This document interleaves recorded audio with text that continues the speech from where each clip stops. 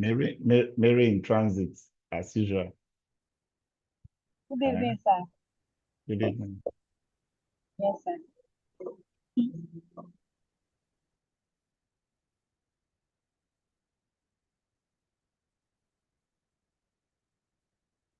Okay, so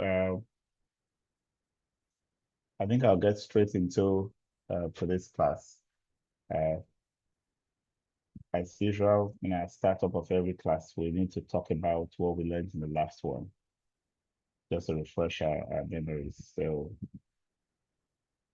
I would like to have at least each of you here, just 6 of you here, give me a feedback on your takeaway from the last class.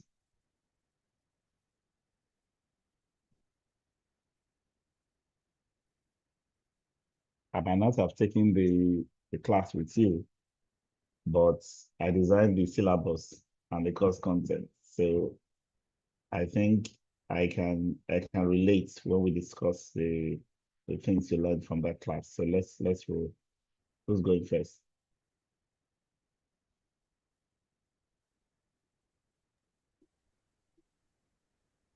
Yes, sir. Can I talk, sir? Yeah, go ahead. Okay, sir. So the last class, we discussed about security management, and the lecturer made us to know the importance of securing the property we manage, and that security is part of our crucial responsibility as facility managers. He gave us some key points, some key importance of security. One of them is business continuity. He said because if you are managing a property and it's not secure or safe for the people in the business or in the property, that it will affect the ability to make profit, or it will affect their continuity in terms of when there is a damage.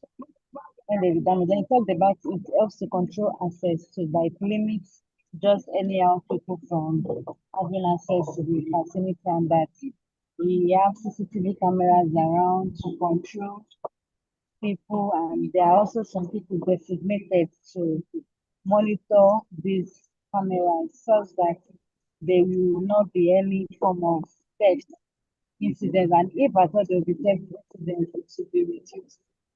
So Yeah. we discussed a lot of things because thank you. Yeah, thank you. Security is a big deal. So it's one aspect that many FMs maybe don't consider part of their responsibilities, and so they take it for granted.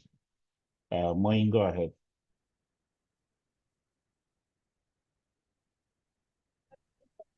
Okay, sir. Good afternoon. So I don't know if you can hear me, but it's kind of Yes, I can hear you. So the last class we talked about QC management, and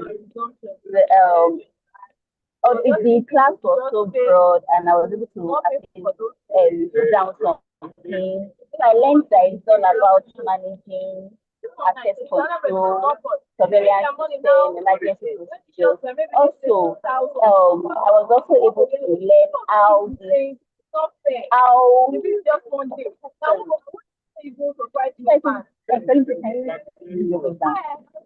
also learned that it Your involves background is so noisy, regular. Moin. Your background is way too noisy.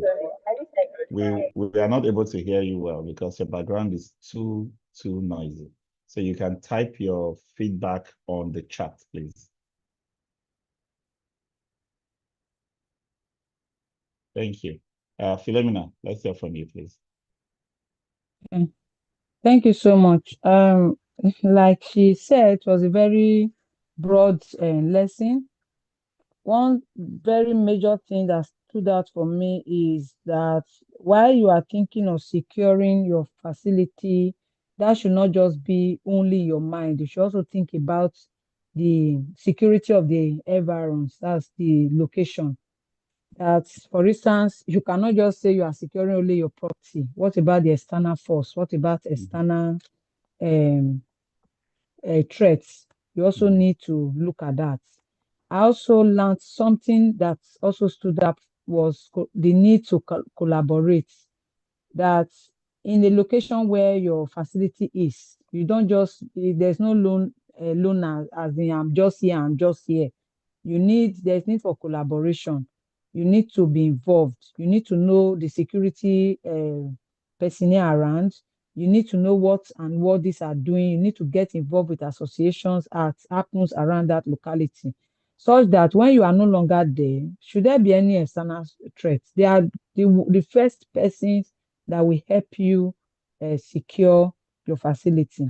So that stood out for me, that you need to collaborate, you need to know police, you need to know their numbers, there's a landlord association, you need to also be part of it.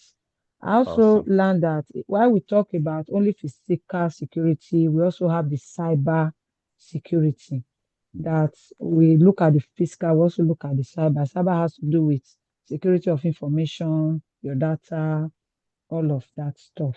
Awesome. Awesome. Awesome. Thank you so much. Well done. Okay, so who's going next?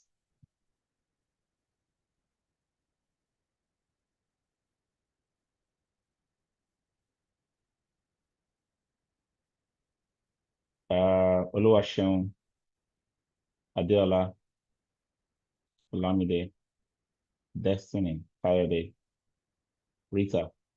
Let's hear from you all.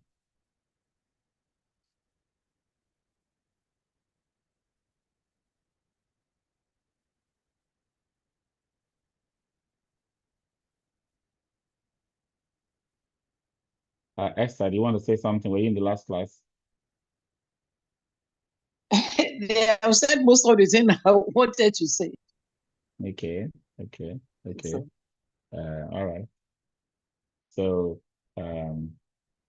when I hear that the class has been very broad, covers a lot of content, it's very important that each person picks up, several punchlines, several key points, so that when we're having conversation, you'll be able to push it out. I know that we discussed about, that class would have discussed the aspect of cybersecurity that has to do with passwords, encryption, sharing of passwords and such, use of common passwords in securing digital assets. We've talked, a lot about guarding, planning the beats of your security team. Many FMs don't just see this as part of their jobs.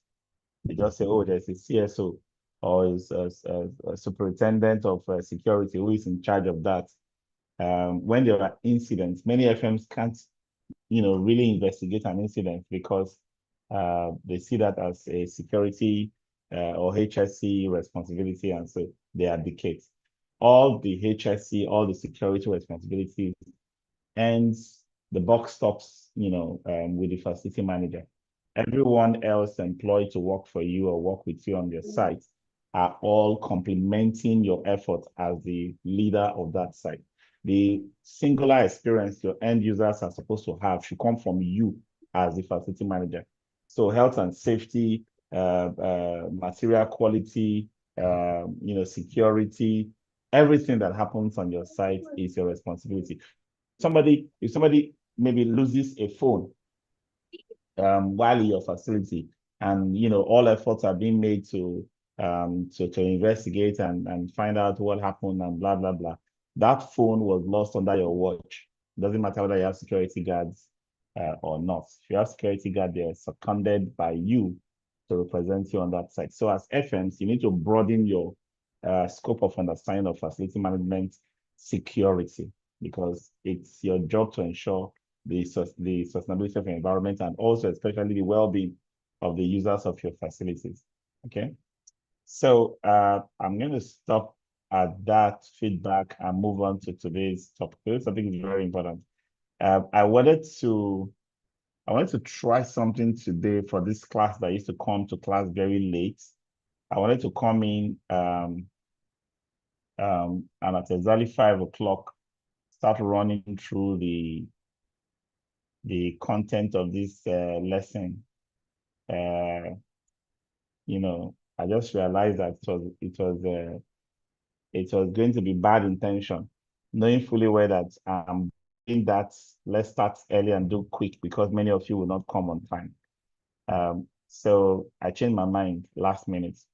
But, be that as it may, ladies and gentlemen, it is not good discipline for us to have, 5 o'clock appointments for a class and be coming in at 5:20, 5:15, 5:30.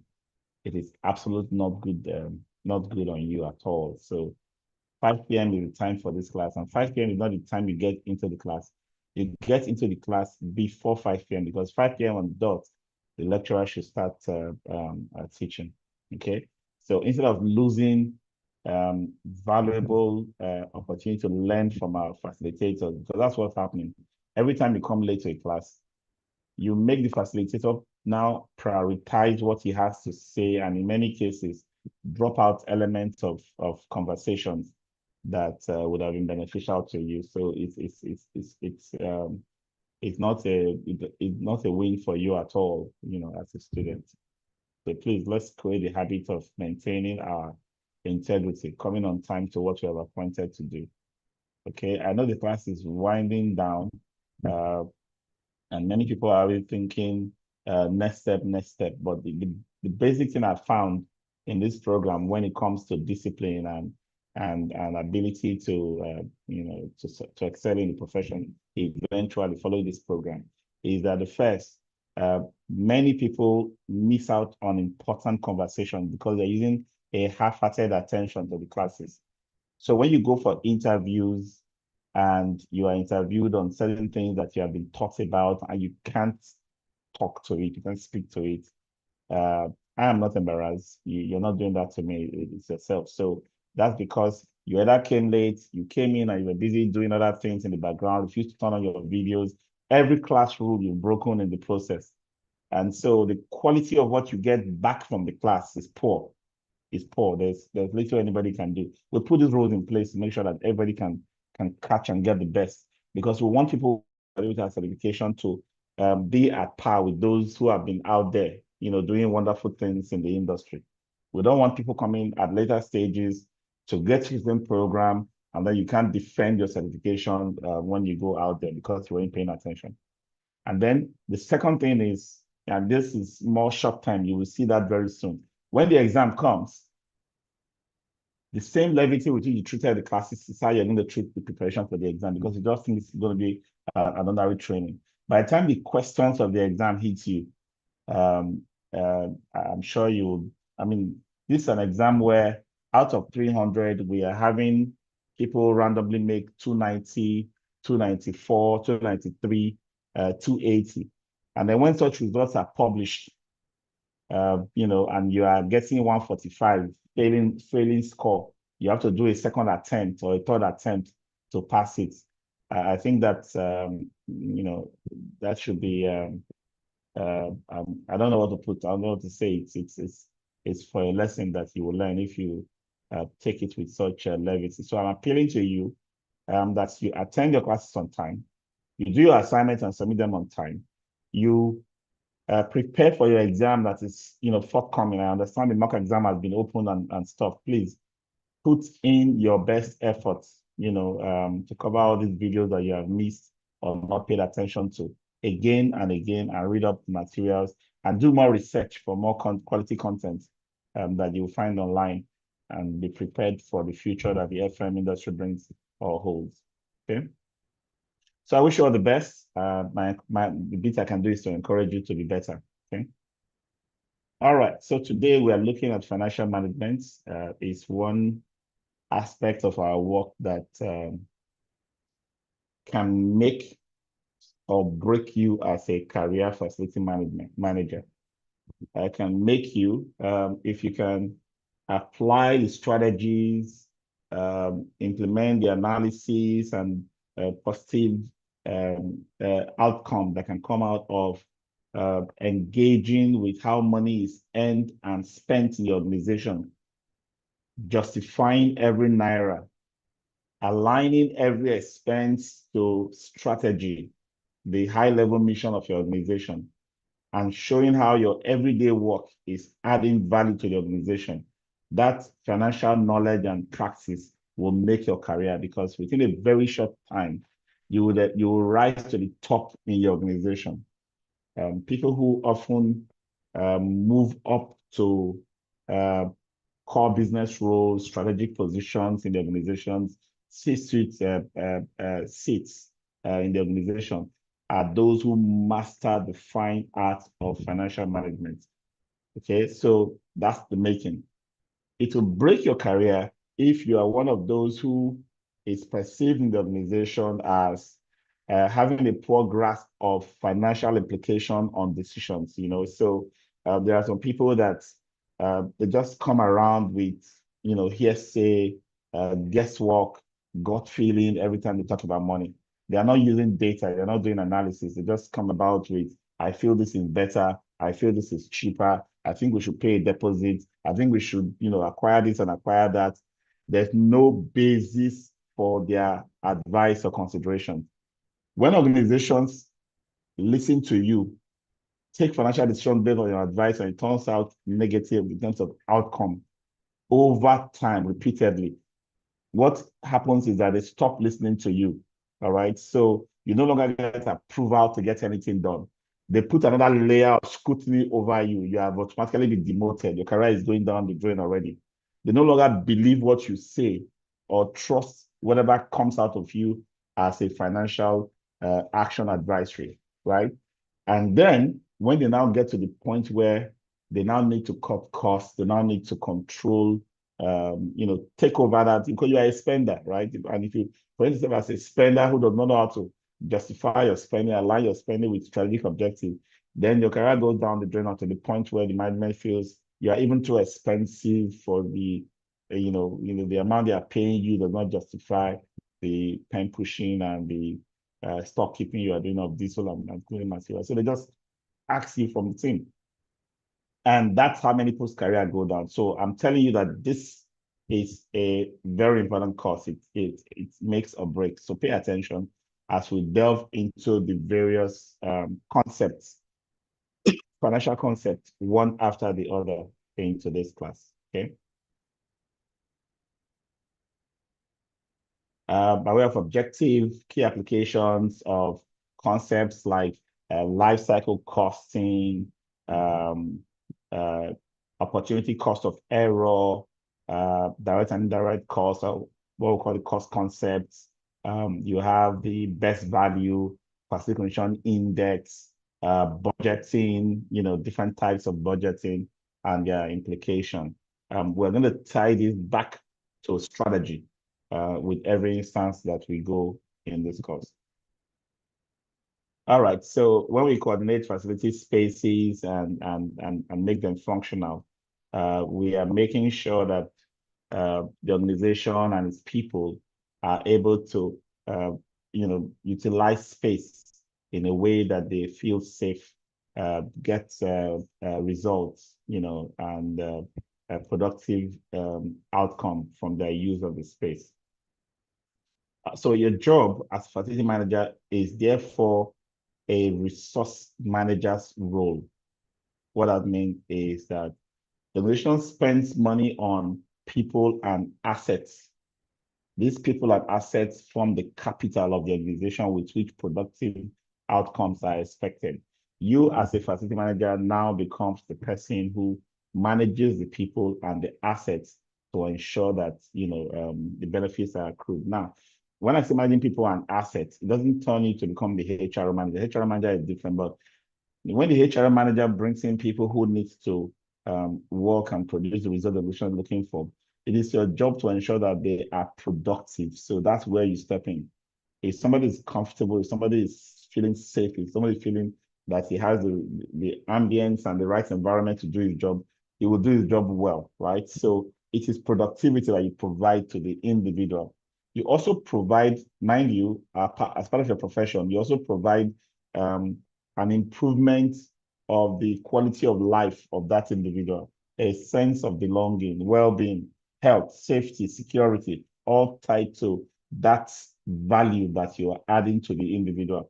Now, if you tie these two together, if you provide a good environment, proper services, comfort, security, safety to the individual, that person feels a sense of well-being. That person transfers that sense of well-being, that improved state of quality of life into the work that they do, and they produce the kind of results the organization needs to excel. Okay. And this starts from you as facility manager understanding that process. You must organize yourself. You must be able to manage all that is put under your care, including those who are using it to produce results for the organization. Starting with a few terminologies: assets, what your organization own that are expected to provide produce economic benefits. Okay. And we say current assets are those that can be converted to cash more easily compared to non-current assets. So if an organization has a building or a parcel of land, it has value, but that value is more solid, less liquid.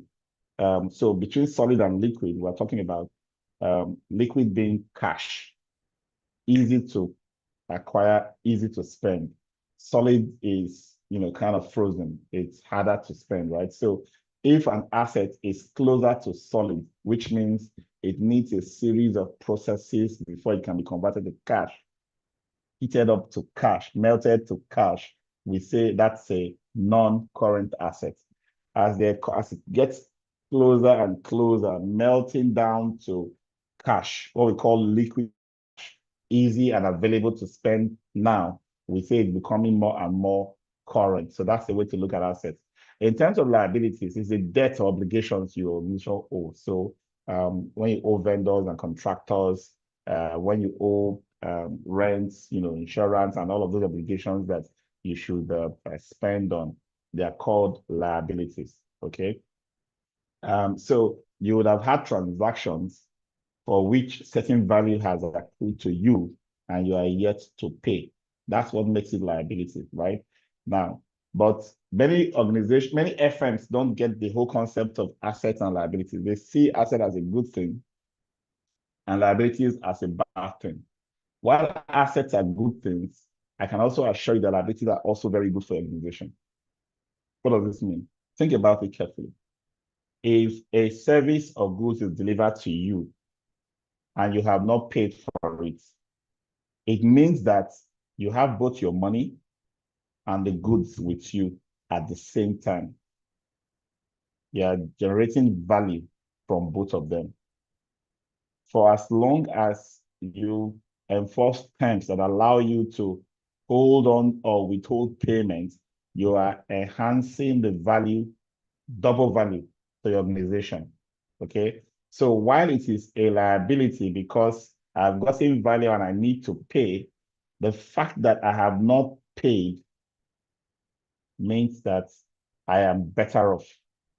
Okay, so think about it when you think about liabilities. Now, that is not to say don't pay your debts, right? But always agree in your contract terms what will favor you. Because if you have other things you can do with that same money to yield certain results of value before you dole it out to the person you are owing or the vendor or contractor you are owing, then you can say, I have gotten value. If not, please go ahead and pay your debt. But bottom line is, understand that liabilities is supposed to be a good thing, especially in the sense of value from what you have received and value from what you are holding that you have not paid. Current liabilities are obligations that need to be settled within a short period, say 1 year. Non-current liabilities are long-term obligations that extend beyond multiple years, mortgages, long-term debts.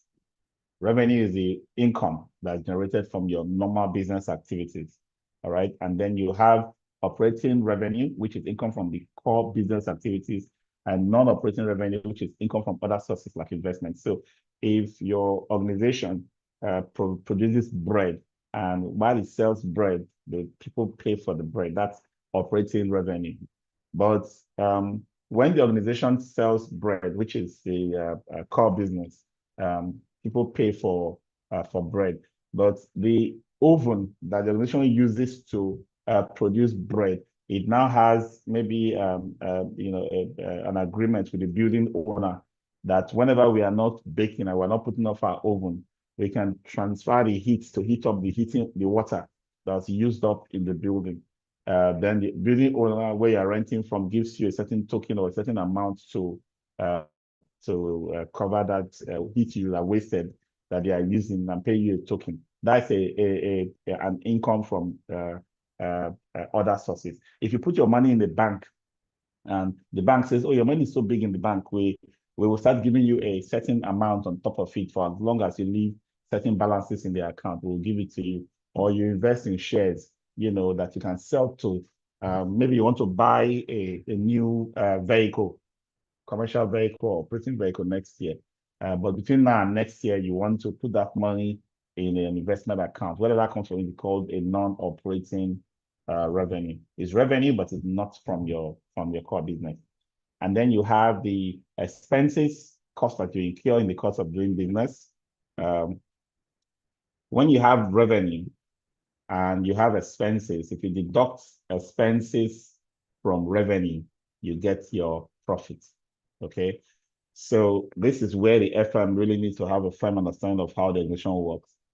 If your organization is making so much and you are spending so much in providing the assets and spaces and utilities and services for the people to continue to generate that amount, if you don't watch how much you are spending relative to how much is coming in, you'll be directly affecting the profitability of your organizations. If your expenses are going up, what happens to your profit if revenues are constant?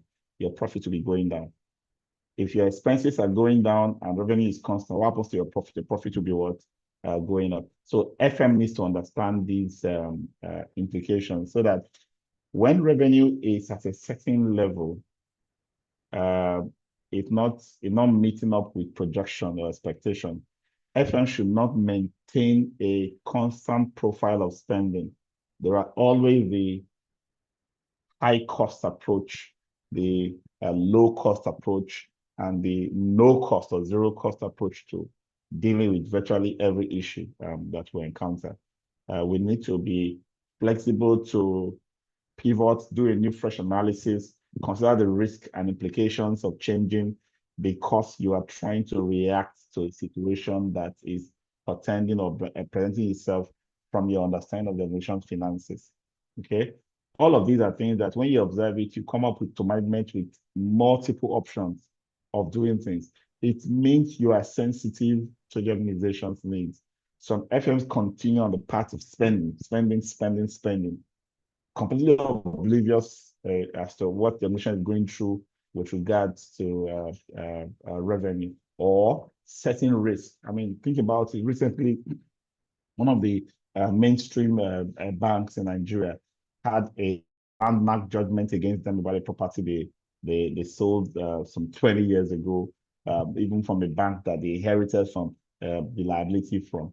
And that's judgment coming from the apex court of the land and hitting a very large percentage of their value. If they're to pay that cash out once, they will shake to a large extent. So they need to go back,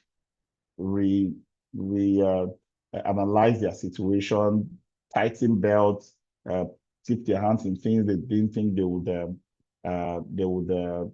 be struggling with, just to make sure they stay afloat. And you at the FM, you behave as if the courts and the management, they know what they are doing. I'll just keep pushing through my budget for the year. So that kind of lack of sensitivity can be a problem. It doesn't mean that you're going to suddenly stop doing what you are doing. And when they ask you why you're not doing it, they say, don't you see that we have a problem? There may not be money for it. No, that's not what I'm advising. You need to now present an analysis that shows that you can do it at that high cost, but then there are other alternatives, and you push it up. Management sees it and sees the level of prioritization or how important that project is for the organization, and decides to either go along with it the way it's been invested, because they know that that's going to result in kind of perception, reputation that will show that they are not dying, they're okay, and they want you to push through for it, right? Or they can say, okay, good, you are very sensitive, you are an intelligent steward. You're giving us this alternative to achieve something close to that at a lower cost. That's how respect is gained with management, not to be oblivious of what's happening to your organization. Reconciliation, the process of ensuring that financial records are accurate and match up with other statements of accounts. such as bank statements or accounts payable, and it involves reviewing, documents, data, analyzing them to ensure that account balances, if there are discrepancies, they are reconciled and improve accuracy. Most FMs will do this for FM-related tasks, FM-related spending. But you see, we often work in organizations where they have an accounting department and a procurement department, and the FM sits in the middle, sending an order through to the procurement guys going to finance to pull money from the FM budget, which the FM is often not conscious about. And when you ask the FM, okay, so how much have you spent so far? I don't know, let me go and ask the finance people. Now, that's a very wrong practice because you have already created a budget. By the time you start placing orders for things that you need done, I expect that you should be able to look at the cost that is being incurred on your behalf. That is smart facility management. So when procurement comes up with the options of how to deliver that result, you look at your budget balance, you see whether that can still be accommodated, make some adjustments if you have to, and you can't just be unconcerned about how the funds are being spent. Well, that's for those who have budgets. So let's put all of this together, summarize it into what I call the guidelines for FM financial operation. The facility manager must understand the organization's mission and how the FM budget and financial decisions move the organization towards that mission. Okay, so let me give you a perspective, a way to understand this perfectly. If my organization is serving a certain customer base, producing a certain product or service for the market, and management has created some kind of mantra, slogan, strategic objective, 3-year strategic plan, 5-year strategic plan, 10-year developmental plan for the organization. A facility manager in that organization should internalize the long-term plans, strategic objectives, goals that management is planning to achieve. And so with that understanding, every time you are making an investment decision on assets, you are always linking it to something, anchoring it on something that you did not produce, something that came from top management. One, it shows that you understand, you are one of us, so you're not an outsider who just wants to spend us into the ground. Two, it shows that you are mature and professional enough to create alignment. So whatever you want to spend is aligned to something we want to get done. And because you are backing this up with necessary numbers from reports and data analysis you are doing, you are perceived as someone that is extremely valuable to the organization, that can be let go, that can always rise. Point number 2, establish rapport with organizational finance personnel and external customers. The FM should connect with the reason why the organization exists, which is the customers. So customer or user experience should be your number 1 objective. I am providing the premises, for example.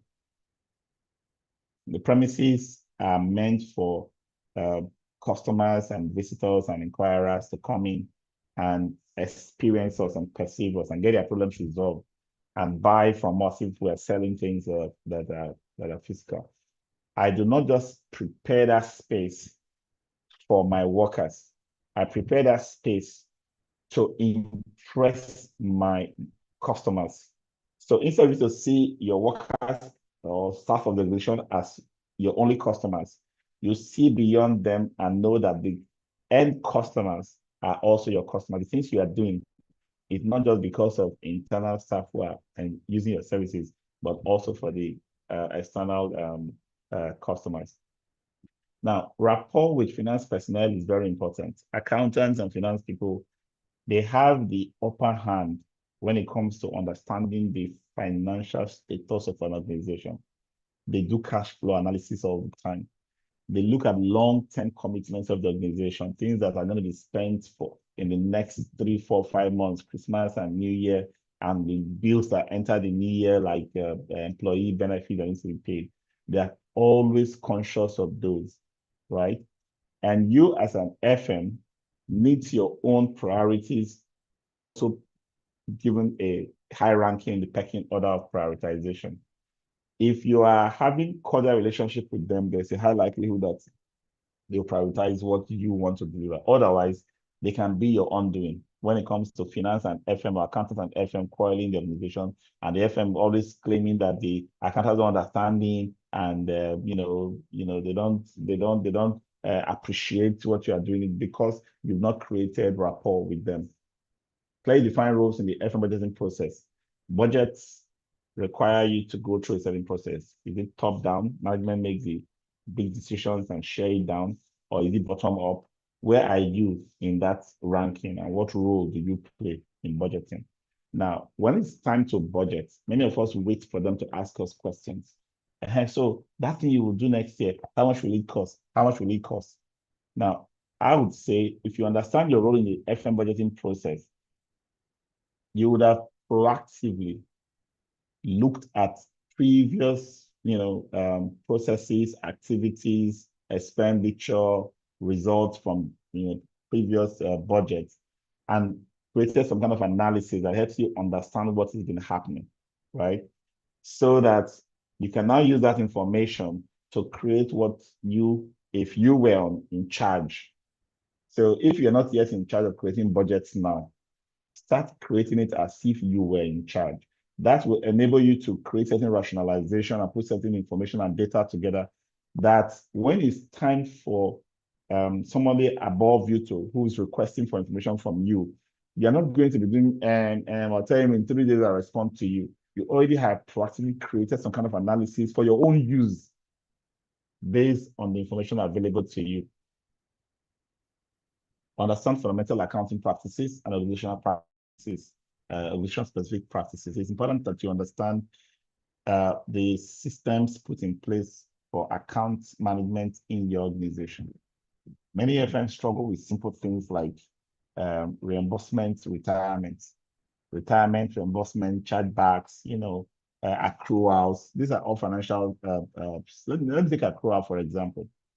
An organization that wants to know its profit and loss on a monthly basis does not expect that when the month ends and there is a balance in the accounts, that money is not their profit. They expect that money should be their profit.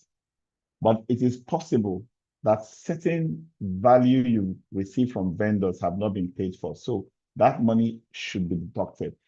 The organization can put a system in place for an accrual arrangement where, for the things that have not been paid for that are ongoing but already committed, they will put them in certain fields in the accounting system from your end, so that the accountant, before they declare profit and loss, know that, oh yes, this part of this money is going here, we've gotten value for it, we've not paid for it. We want to make sure that all the monies for invoices that are coming are set aside before we now say, this is our profit for that month. An FM that is careless, basically not paying attention, will lead the organization to think that all that money is profit, only for next month to encounter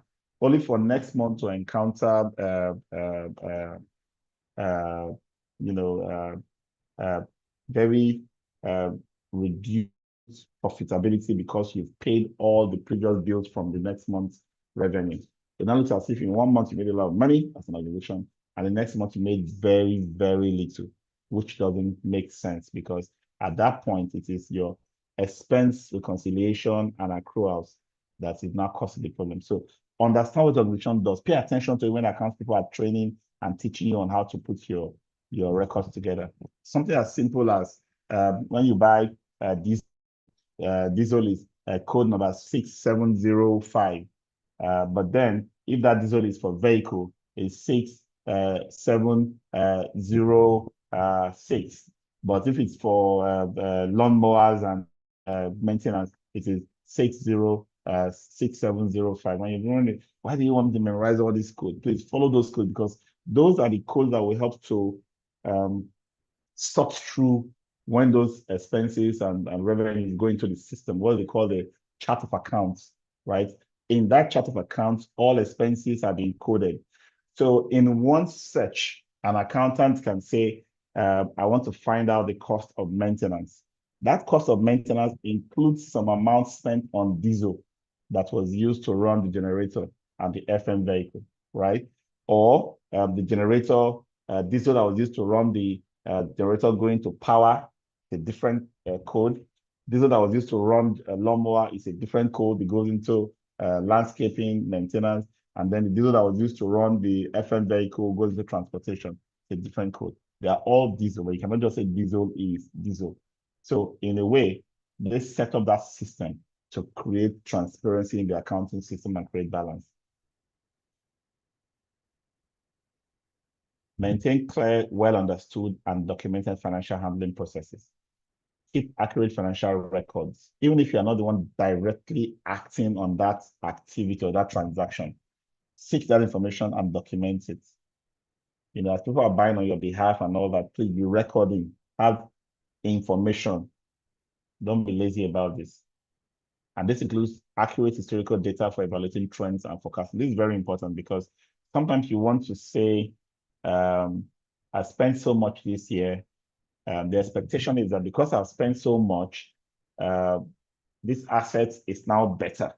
Therefore, next year, I won't need to spend so much. So when I'm budgeting for next year, I factor in the fact that I spent so much doing overhauling, changing major components this year. So I should spend less next year, right? So, but if I'm not being abreast with my spending pattern on that particular asset this year, there's a high likelihood that I will budget the same amount next year, not, separating the fact that I've done a lot of work on it now. I may end up having a budget line item that is bloated, and that can become a problem for me. Prepare accurate and timely operational and capital budgets.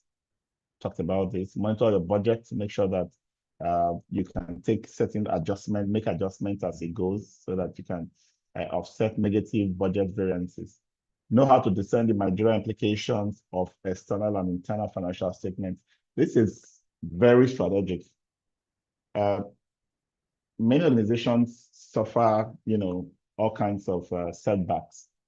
Sometimes very profitable, but then the money is outside. You're being owed.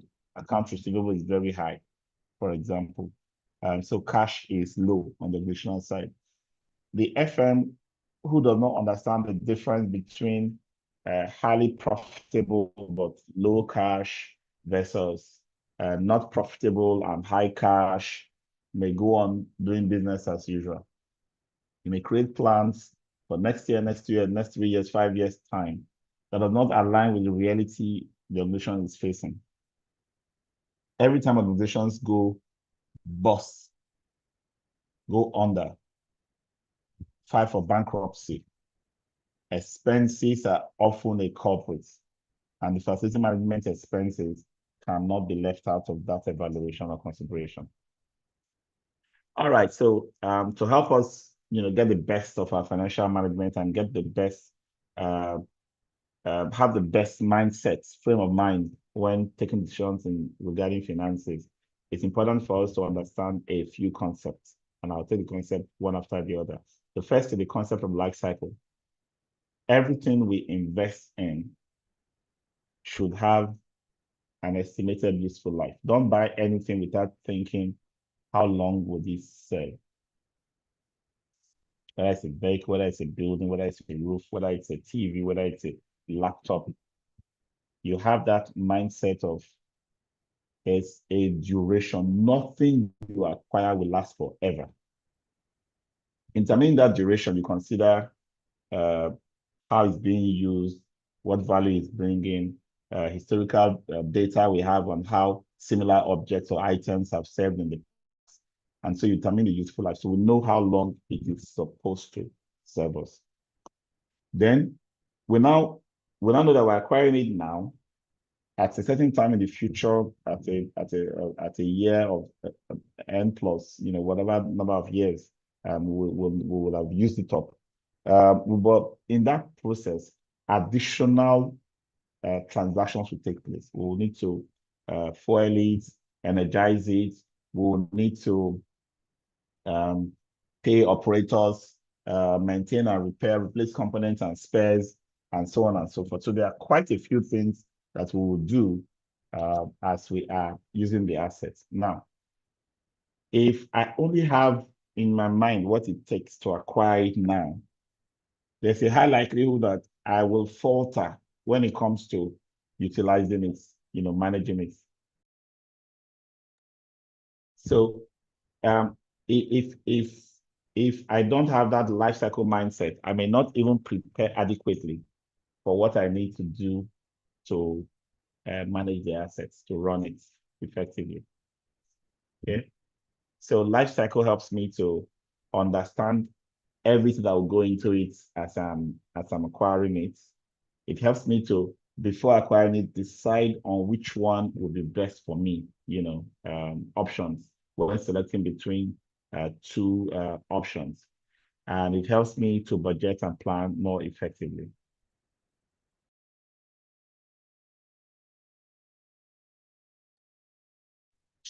All right, so the next concept, and then when doing life cycle cost analysis, when comparing the various costs that goes into the various points during the life cycle of an asset, consider what we call the time value of money. Time value of money. What does this mean? The money you are going to spend today has a definite value today. The money you are going to spend next year, next 5 years, next 10 years, have a different value. There is an amount that once it is set aside today, will produce or yield the amount I need in the future. For example, if I buy a generating set and the year of buying is 10 million, that first year diesel is 1 million. That first year maintenance is 1 million. In year 2, I'm not buying the diesel again, but I'm going to buy the maintenance. I mean, I'm not buying the generator again, but I'm going to buy the maintenance and I'm going to buy the diesel. Now, time value of money prescribes that I do not count next year's 2 million as 2 million today. If I can put aside 1.8 million today, and that 1.8 million can yield an interest of 10% and turn to 2 million next year, it is 1.8 million that I write today as tomorrow's 2 million. So in essence, 10 million for buying the gen, 2 million for diesel and maintenance for year 1, 1.8 million for diesel and maintenance for year 2, 1.5 million for diesel and maintenance for year 3. That's how I would accumulate the cost of the life cycle cost of that generator for, say, 5 years. Let's assume I've set 5 years as the years that I'm going to use that generator for. So I will use a reducing value based on, one, I can use the common interest rates that I can pick up from Bureau of Statistics websites and apply it. Bureau of Statistics website can also give me inflation rates, for example, rediscount rates. There are several rates that I can pick a rate that is common. Most organizations will use what we call the internal rate of return. So if you have this amount and you put it in your savings account, how much does it give you? That percentage you use it. Or if you put it in an investment account, a secure investment account, like treasury bills, what is the rate? Right now in Nigeria, the rate is gone as high as 27%, right?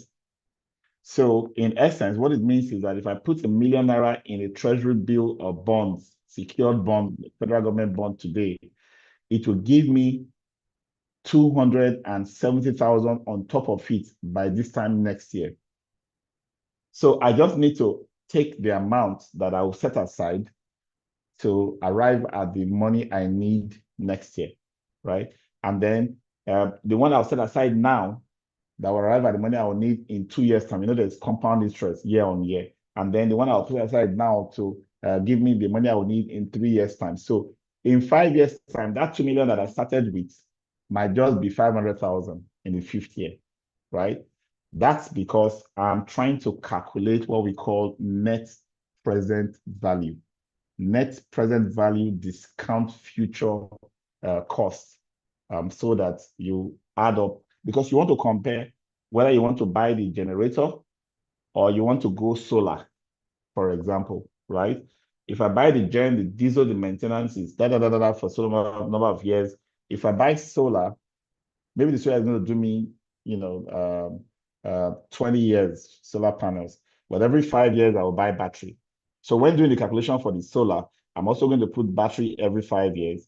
I'll put maintenance, maybe very low maintenance costs, through every year. And I'll still apply time value of money using a simple Excel spreadsheet, and I'll get it right. So when doing life cycle cost analysis, I know many of you did not pay attention when you were using 4-figure tables those days in primary and secondary school, where you look up a certain amount to a certain number of years, and then you pick a rate, or you look at the rate all the way up, you pick the rate and you look it down to that amount for that number of years, and you say, oh, in 10 years time, this is what this amount will be, or what it is now that it will be in 10 years time. So those are the kind of things that were being taught without, I'm not a lecturer, I even know then what they were teaching us. But when doing life cycle cost analysis, you cannot use every naira of every year as if they are the same. Okay. All right. So let's talk about facility condition index, the condition of an existing facility at a given time. So what this is saying is, if I want to assess how good my property is, I will do what we call a facility condition assessment. And what is that? I pick out all the defects. If the defects are much, the condition is bad. If the defects are few, condition is good, right? Now, how do I quantify defects? I scope the work that needs to be done, and I use the monetary value as the level of defects. So when I get 20 line items, I go and check the price of fixing all of them, and I know how much it will cost. I will compare that to the value of the entire property. That's what FCI is. Repair divided by replace. The whole repairs and maintenance required divided by the total cost of replacing that whole asset. That's your FCI. You can do it on your car. You can do it on anything. You want to fit up an old place, a vehicle, a generator. You want to do an overhaul and blah blah blah, and then they bring all those quotes. Take all that number, divide it by the total cost of getting a new one, and you end up with a ratio. The smaller number is above it, of course, which is the cost of repair or replace, or the cost of repair or maintenance. And then the bigger number is the cost of getting a new one. The closer you go to 1 in that ratio, that means it's very bad. The lesser you go, so the lower that ratio, the better that asset is. Let me give you an example. If the whole cost of upgrades and maintenance and repair is 50,000 for an asset that you can get a replacement for with say 2 million, 50,000 divided by 2 million is 0.025 or 2.5%. So what that means is that the ratio of repair, maintenance, improvement or upgrades I need to do on that equipment is very, very low. That equipment is as good as new. But if that same equipment that I can buy for 2 million, the repairs, the upgrades, the polishing and everything I want to do to improve it to functionality will cost me 1.5 million. 1.5 divided by 2 is equals to what? 0.75 or 75%. So compare 2.5% to 75% or 0.025 to 0.75. The gap is huge. At that point, I say, you know what? Forget about these repairs and overhauling. We are buying a new one. So as facility managers, it's important that we understand what FCI is for every decision that we make so that we don't end up fixing, repairing without doing our numbers. Just today, one of my sites, a facility manager sent me we're going to do this work, it's going to cost us this amount. I say, have you tried this? Have you tried? I say, no, they told me it's expensive. They told it's expensive. Have you even found out how much it costs, from that sort? Because sometimes we just make certain assumptions and then we move on. So of course, just believe that people that fix things, they know better. For example, take a pump. They want to fix a pump. They say to recoil it, to rewind it, to rewire it, whatever they do when they put copper wire inside the coil and rewound it and bring it back. It's going to cost probably 65,000. Have you found out the cost of that pump in the market? The last time I got them to go check the price of the pump, it turned out to be that we're going to spend like 60% or 55% fixing the pump. Why do you want to spend 55% of the cost of a new one to fix something? So that's the whole consideration of FCI. They meant to do the FCI and it is up to 0.3, 30%. Don't bother to fix. That's standard practice anyway. So, but some people will push it all the way to 50%, 60%. I don't think there's any economic sense in that because the ratio of good is between 0 and 5%. And between 5 and 30, we say is fair. 30 is poor. So worse than 30% is, get out of this. It's not worth it. Now, in considering life cycle cost analysis, we said all the cost incident, right? So that's the add up all the cost incident. But when we do life cycle cost analysis, we only use what we call differential costs. What that means is that because we are comparing two items, any cost within them that are the same, we ignore those, right? But every item itself has its own total cost of ownership. And this includes both the cost of buying, the cost of maintenance, the cost of everything related to handling it, including the cost of disposing it, whether it's positive or negative. In essence, when doing total cost of ownership, we need to be conscious that certain costs might appear hidden. For example, certain things are insured, certain things are transported, certain things require certain licensing to use. But when we're calculating the cost, we don't think about them, and that can become a mistake for us as facility managers. Both life cycle cost analysis and total cost of ownership is applied in this concept of opportunity cost of changes and error correction at different phases of the asset development cycle. What are we saying here? From the point where you design assets, you plan an asset, you design it, you go into procurement and acquire the assets, there is always going to be that, how would I put it? There's always going to be that hardening of the process, right? So what am I saying?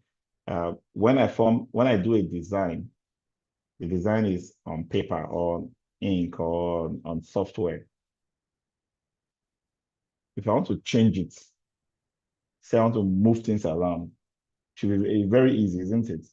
Move this line here, expand this space, add to this space, increase this, reduce this.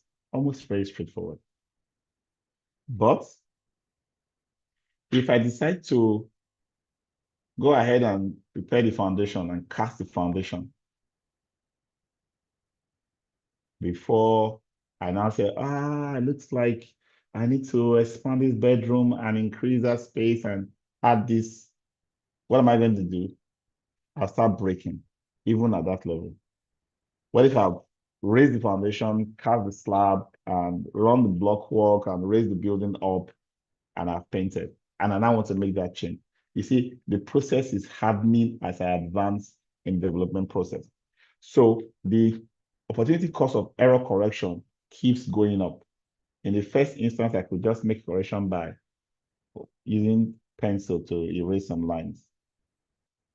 Now I have to take out, demolish, put reinforcements, build all kinds of stuff. So it gets harder and harder as I go up. The same thing happens to the cost saving opportunity. It keeps dwindling. It keeps dwindling. So the time I'm doing design, I can work in things like energy efficient windows, run my pipes in such a way that I can isolate every customer. Maybe I'm doing a mall, run my electrical system in such a way that I can meter everybody separately. It may be that I'll spend a little more in terms of wiring or piping or whatever. But what's going to happen over time is that I'm going to get a huge value, huge benefits from putting those precautions in place. If I don't put them in place and I now later want to probably remove the windows and put windows that are thermally insulated, I want to now run new piping to separate connections of water so I can meter it, my electrical system increase more dBs, I will spend a lot more. The opportunity cost of savings is diminished completely. So this is enough for you to actually make a case to management for you to be involved in a new construction. So you can advise on things that needs to be done to reduce future costs. Okay, as facility managers, we tend to think more materialistic when we are trying to acquire anything. Materialistic in the sense that we think in terms of what we need as an asset. So generator is down, we'll buy a new generator. Transformer is down, we'll buy a new transformer. Refrigerator needs to replace, buy a new refrigerator. Printer needs to replace, buy a new printer, right? But if you think back up to the utility you want from that asset, your options expand. Take power, for example. Do I need a generator? Not quite. What do I really need? Energy to power my devices. So generator becomes just one of the options. A solar system is another option. Someone else owning the generator or even owning the solar system are other options where the person meters and just provides electricity to me, right? And so on and so forth. So there are considerations that go beyond you owning the assets. But before you make such consideration or while doing such analysis, you need to think about your organization. So you must elevate yourself to that level where you understand the organization's financial standing. Some organizations have money like cash, really awash. It's in the interest of the organization to acquire their assets so that their balance sheets can look positive. So when they want more money from the banks tomorrow, they can just say, oh, our balance sheet is very high, we can borrow. When they want to sell their shares, they can say, oh, our balance sheet is very high, we can sell our shares because we own everything around us. Sometimes you get a kind of better treatment when it comes to taxation, because when you have an asset, the tax authorities see your asset as an investment in the economy. And then your tax is not applied on the entire investment. The tax is applied on what they call a depreciation or an amortization, which is used to divide how that investment is going to impact a particular year's business. So the tax I pay on a landed property, for example, or on a vehicle, is just that share of that property that I'm going to use in this year's business. So if I put a lot of money inside that, I'm basically hiding that money from the tax authorities. They'll use the depreciation amortization to tax me. So if I'm interested in tax, intelligence or tax wisdom, our organization do, tax management, avoidance, and so on and so forth. They buy, they invest. But some organizations don't even have the money to invest. But they still want certain value, certain utilities, to come in. For example, they want the power. So the organization is using cash flow position to say, you know what, instead of putting 15 million inside the generator, why don't you rent the generator for 350K a month? For that month, I can use that generator to produce 700,000 and keep 350K away as my margin from that generator every month. Now I'm not investing in generator, but I'm making 350K every month. So if an FM who does not understand the organization's position sees the difference between buying a gen that will last you 5 years for 15 million or paying 350 to rent it in a month, you probably ask yourself, why am I wasting money? If I pay 350 in a month to rent the joint, in 3 years, I've already spent the 15 million and then I'm wasting money. No, you're not wasting money. Recalibrate. Cash position dictates that you can get value from something that you don't have to buy, right? And then also consider the cost of alternative decisions that you need to make.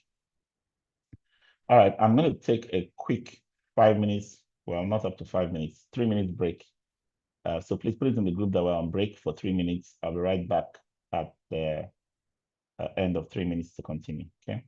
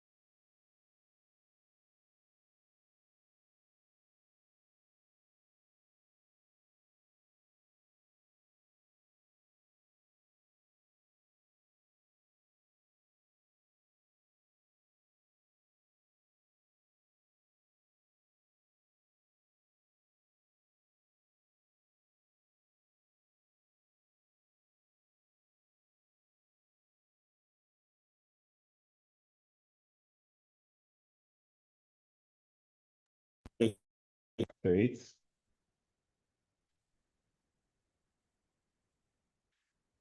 Are we still there?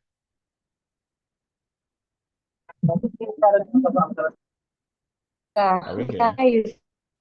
Okay, good, good, good. All right. So assigning FM costs. Usually you find scenarios where you have to report on costs. How much does it cost to clean? How much does it cost to provide electricity and so on and so forth? It's almost always obvious what the direct costs are. These are the things that you can trace to that item or activity. They can easily be calculated correctly. But the indirect costs are related indirectly. They are not directly. So if I take cleaning, for example, the cleaning costs for a particular client, for example, on one site, will not include the HSE supervisor that comes from head office to come and check on the work of that team. It's part of the cost because it added a value to that customer's contract or delivery. So that's an indirect cost. The office that is shared by the HSC, the cleaning supervisor, and all that is an indirect cost. So we need to consider them as well and make sure that we understand the difference between direct and indirect costs. So direct cost is straightforward to calculate, but when it comes to indirect costs, then we need to go into certain cost measurement systems. Operational cost measurement system. We've not captured those here because that in itself is a whole subject area. I think maybe what I'll do is to, think of maybe a session, one of the launch hour sessions where I'll talk about cost management systems, how to allocate costs, how to prorate costs, how to distribute costs, how to basically just perform cost analysis. Okay, so that's subject for another day. If you're all paying attention to launch hour, and you want this to come up, please you can prompt me. I can put it up in our schedule. Because sometimes you find the client arguing with you about why he has to pay equal amounts of the cost of an elevator when he's on the ground floor. Or why you have to share common area costs using square meters when he's an old retiree in his penthouse mansion. He's alone there, doesn't use much water or electricity. So why is his cost now going to be higher than everyone else who has 20 people in their apartment and stuff like that? Or somebody complained about, I don't swim, why am I paying for swimming pool? There are so many things that you find as part of your work that you need to now say, okay, so how do I prorate? How do I share costs? How do I allocate costs? The easier way is just to go the traditional approach where you just divide it, slaughter it by 5, by 10, by a number of people in the building, and say that's your cost. All right, let's talk about best value. The conventional wisdom pairing value and money, right? There is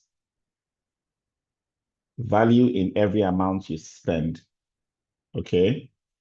So what we are trying to do with best value is determine your value and spend the lowest possible. That's the whole idea. Determine your value, which I call specification, and go for the lowest. So if you have to acquire anything, take your time to specify what value you will get from it. Hold on to that value in searching for alternatives. Make sure the value is found in all the alternatives you are comparing, and then take the cheapest among them. Okay?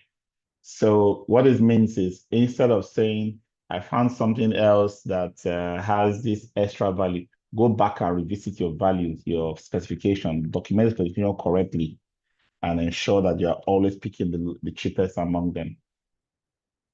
While we're talking about FCI, there is something that is related to the FCI, which we call the deferred maintenance. Deferred maintenance is those repair and maintenance activity that you couldn't get done. It affects the condition of your asset because your asset condition is the level of defects your assets have. So every time you have a property that is dwindling, you must have a perfect accounting of every defect. This table is shaky, but we're not changing it, we're not replacing, we're not fixing it. Document it. Have a document which we call the deferred maintenance log, where you will log all the maintenance that are due, repairs that are due, improvements that are due, based on your observation of your facilities and the use of your facilities. The things you cannot do, there's a reason why you're not doing it now. Maybe the work is too small, no budget for it, not yet approved, so on and so forth. The schedule for next year's work and so on.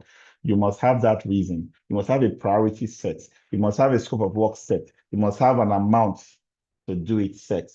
All of these things must be documented. That's what shows that you're a good facility manager, even if your building is not necessarily good in condition.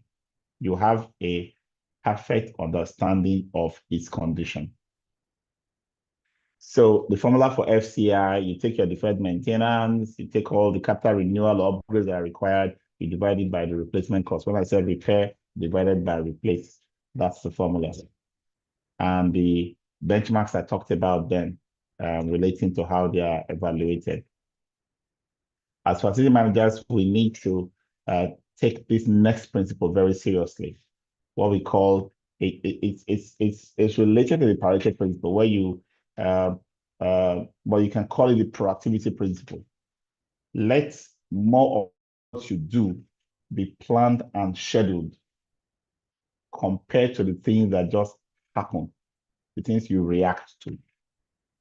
Okay?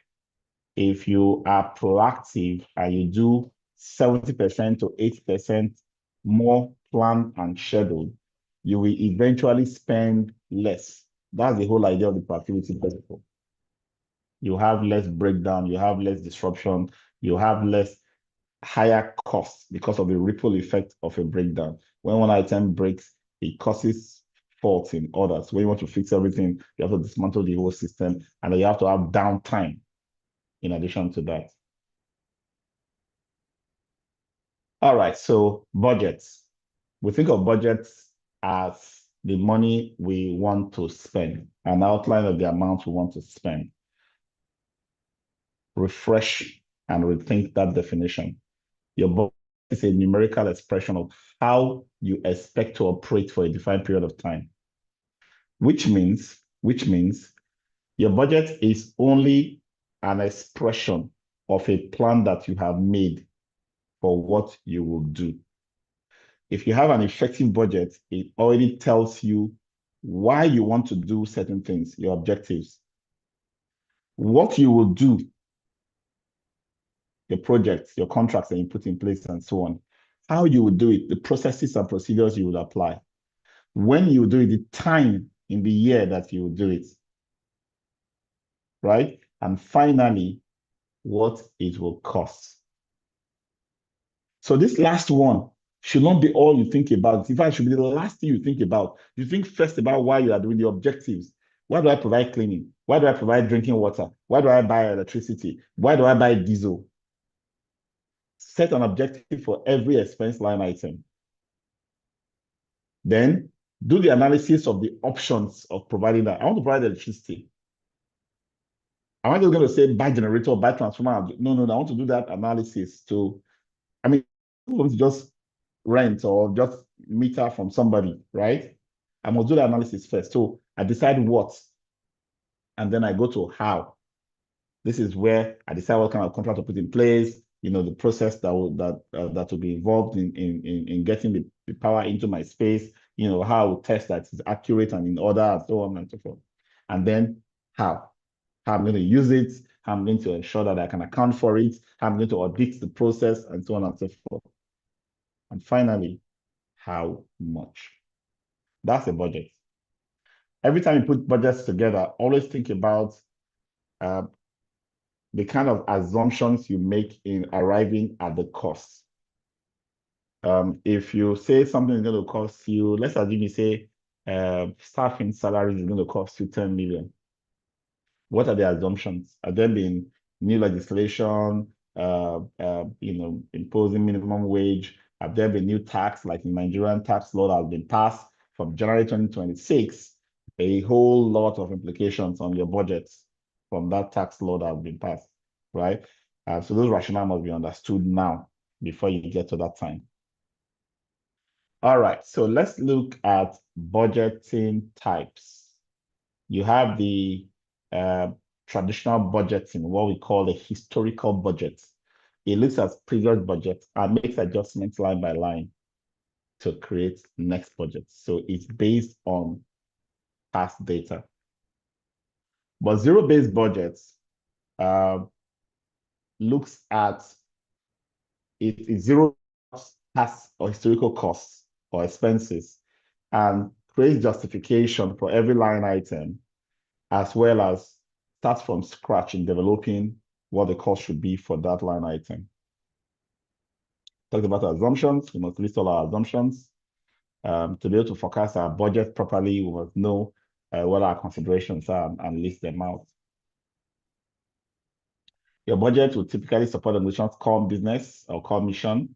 It will help you control costs. I always say that you don't start saving costs after you have developed your budget. Some people think developing budget of 10 million and come back and announce that they've managed to spend only 6.5 million. So they don't. That is a criminal act, because the moment you develop a 10 million naira budget, you have kept the organization from spending that 3.5 meant for something else. You have kept it to yourself, only to return it back as an unproductive. People who underspend their budget, they're like the servants in the Bible that was given one talent and he went to bury it. Because that aspect that you bring back the way it got to you is a buried talent. Okay? So what do? You do proper due diligence, do negotiations with vendors and contractors. You do all of those streamlining of expenses so that all that can be saved has already been saved. If you budget 10 million, you are spending that 10 million, no more, no less. But if the variance is plus or minus 3%, 4%, maximum 5%, they still give you thumbs up. Not when you come back and say, I saved so much, or I now spent 20%, 10%, 15% more than I had planned or budgeted, then there's a problem. Budgets can be created in the organization from the top. Management creates budgets, sets the objective, divides the money and tell you, meet this objective, find creative ways to use these funds to meet this objective. That's authoritative budget. Participative one is bottom up. This is the one they tell you, this is what we want to achieve at the top, but tell us what you would achieve at different level and how much it will cost. So you start building it up. But the combined is what we call the iterative. It's two ways. Management decides how much is available for the bucket for everybody to share. And everybody beats up their costs and go back and forth revising and reviewing, depending budget line items and getting revisions done. Talk about incremental and zero-based. Activity-based budgets is a type of budget that does not require you to have started anything before. Activity budget is what you use to start a new business, start a new operation, start a new project. It starts from scratch, plain sheet. While incremental uses historical line items and historical numbers. Zero-based uses historical line items, justifies what still needs to be in the budget and removes what shouldn't be, asks what should be, and zeroes out the historical numbers and starts reviewing them from zero to what should be. But in activity-based, you start on the plain sheet and decide what should get on as a line item in your budget because it's a new endeavor. So that's not a common budgeting approach. Okay, you have your operating budget, which is the budget that covers current expenses for the current year. You have the capital or CapEx budget. That's the one that handles large capital projects that have impacts or implications. So I can build a new security house, so I can paint my building within 1 year. So I spend the money within that year. But I'm not going to spend that money again in 3 years to 5 years, or, for some number of years. So I call that a capital budget. If I buy diesel, I'll use that diesel up within days, weeks, or months. So that's a operating budget. So everything that is used up or derives or produces value within a year, you call that operating. And the one that produces value over a longer period, you call that capital. Okay, I think that's our session for today. I would like to know what you have taken from this session and questions that you'll be having as I throw the floor open. Okay.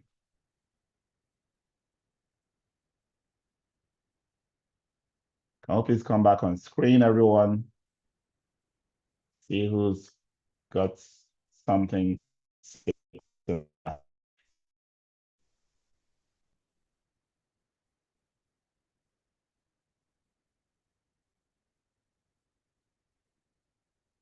Please come on screen, guys, if you are here. No worries, my turn to beg you. When the exam come, I'll not be the one begging you again. Tell me what you have learned now. Those who have been busy cooking. I hope you didn't go into the kitchen, Mary, when you got home. That's not transiting. So people will say, I'm in class, but they'll be holding meeting. So when I ask, what did you learn? I cannot say.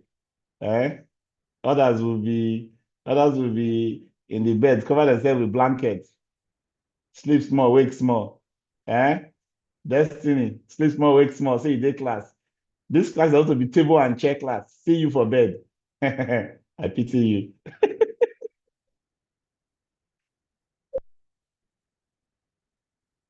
All right, let me hear from Grace. Go ahead, please. So I have a question. Sure. When you said that you cannot underspend your budget, Yes. what if in the course of the year you realize that what you budgeted to repair or to fix over time as you got into the new year, it's not as bad as you expected? Probably you got something worse that you have to divert to, and what you diverted to comes up to be a little amount, and the other thing you have planned for could still be managed. And by the time you manage that, definitely you'll have a surplus. What about that kind of situation? Yes, What the do you scenario do? works. The scenario works, but as you become more and more experienced with budgeting, that scenario no longer plays out, right? So let me give you a typical example. You have a conference center, 200 chairs in the conference center. You estimate that 20 of those chairs, 10% of them will break down, right? So you budgeted for replacing 20. The year ran to the end. You did not replace even 2, right? Now, that can sound like, oh, well, you didn't have to spend it because you didn't have to spend it after the chair did not break, right? But the lesson here is, how do you arrive at the 20 that you budgeted for? The numbers should be, 1, how old are all the chairs? As it gets older, more will break down. When they are still newer, few will break down, right? You put that number down. 2, how many have broken down in the last 2-3 years? If only 2 broke down last year, why do I budget for 20 for next year? Right? So that's the idea. I know that more will break down because it's getting older by 1 year, but that ratio should be studied to, maybe I can do 4 or 3 out of 200 instead of doing 20. So the whole thing here is, there are ways to estimate your budget more accurately, so that all that sense of the alternative way that can come to make it spend less and all that should be done ahead of the budget, during the budgeting time, not after the budget has happened. Sometimes something can happen. Let's assume the dollar was 1,500 when you were budgeting, and usually we've looked at historically, it normally goes up more than 10-15% from year on year in the last 5 years. So I will use 1,650 as my budget dollar for exchange rate for things I'm going to import, or things I'm going to buy that has foreign implication for next year. But all of a sudden, a new government came on board, and then they did some abracadabra, and dollar became 200 naira to the dollar. So all the prices crashed, right? So as soon as prices start crashing, April, May, June, immediately I revisit my budget. I don't wait for the year to end and say I have spent. I revisit my budget and say, look, with the current realities, prices have changed, have dropped. This is now the new prices of doing things. Many of us that were here in 2023 know what happened when subsidy is gone, was announced during the inauguration in May, right? With that sentence, subsidy is gone, prices went up almost 200% within 30 days, right? So you don't wait until year end to say, this is the reason why I spend more. Immediately you see the market moving, you reanalyze your budget. Many of us, as we spend, it's when we report. No, we need to, since I want to spend in November and this is still July, I need to analyze how that price is behaving now and revise my budget. It also applies to situations where some things are cropping up that I did not budget for, oversight, or they were not needed at that time.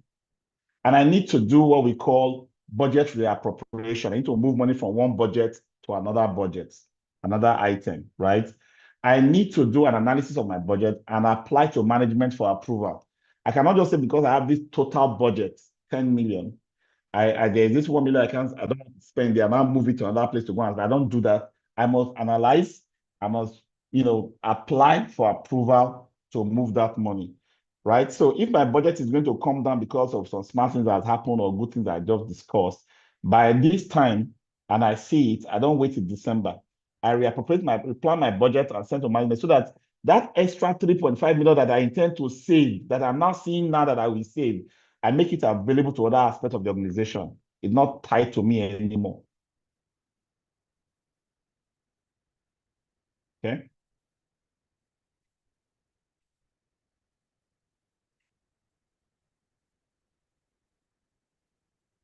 Questions, guys? Hello, sir. Yes, go ahead, Philomena. But my question is not it's general concerning the exams. I don't know if I can go ahead. Sure, you can. Okay. We have actually done so much, say about 29 or 30 courses. So my question is are we going to be having timetable so that we know the areas that we are reading and doing at a particular time? Yeah, one example. All the questions are mixed up from everything I'm learning. As usual. But the exam is simple. You know why? You know why the exam is simple? The 300 questions you are going to answer have been broken down into 100, 100, 100. Okay. And within that 2 days, that 48 hours, the exam is going to be open for you. You can take one exam A in the morning, take exam B in the night, take exam C in the next day. You understand? So it is so simplified, but each bunch of questions is randomized. So you can't say, I have read the first 5 courses. Yeah. Let me go and take exam 1. No, prepare all down. It's fine. Thank you. Good. All right. I also thank you everyone for being here. It's been a pleasure taking you in this series.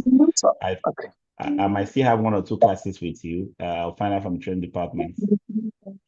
Oluwase, did you want to ask a question? Yes, I want to ask a question. Sorry to... Now, as regards the exam, though, we were told that because I did my homework this very early in the morning today. Okay. And we were told that what we are doing during the mock is a replica of, or let me say, the way it's going to look like during the exam. Yeah. Now, what I want to ask is this. I attempted 50 questions this morning for the mock. I don't know, maybe it's general. And if it is general, are we still having Is that all we're going to do as demo? Or let me say as for our mock. So that mock is that mock, but I also have one session that I'm going to have with all of you. That session, I will take 10% of all the real exam questions and review it with you. So on that day, your 300 questions that you're going to meet in the exam, we will attempt 30 of them together in class for just about 30 minutes or so, or 1 hour. So there's a day set aside for that. I think it's next Saturday, I don't know. I'll know from training department soon. Okay, thank you so much. You're welcome. Yeah, it's exam, don't come now. Shewun don't talk. Shewun that refused to show face throughout the whole class. He didn't talk anything since today. Shewun talk. No, I used to talk now. Eh. But most of the time I used to be on transit, actually. Most of the time. That's the problem. So I think we had these class people on transit too much in this class. Your class is a formal program. You stay on your desk, you have your note pen and biro and paper, and you attentively take it. No on the road. Olamide, let's hear from you. As I speak to you, I'm in Lagos. You know my base is Ibadan.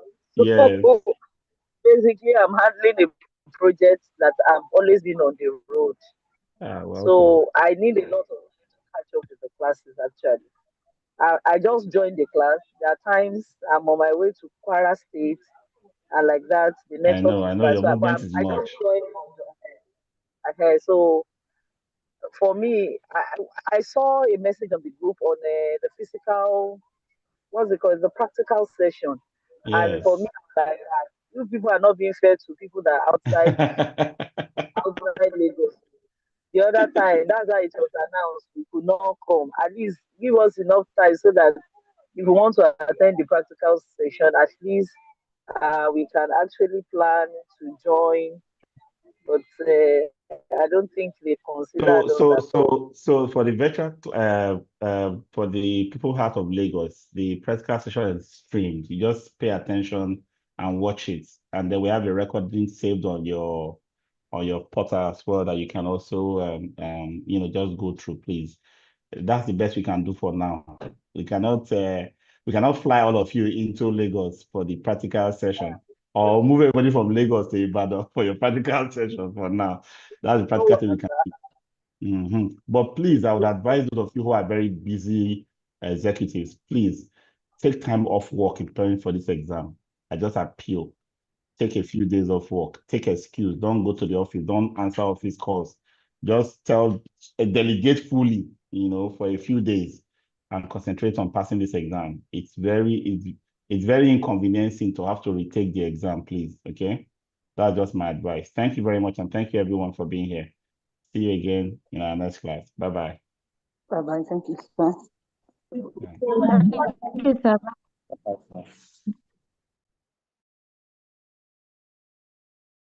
Right, everyone. Thank you for today's class. Have a wonderful evening and weekend.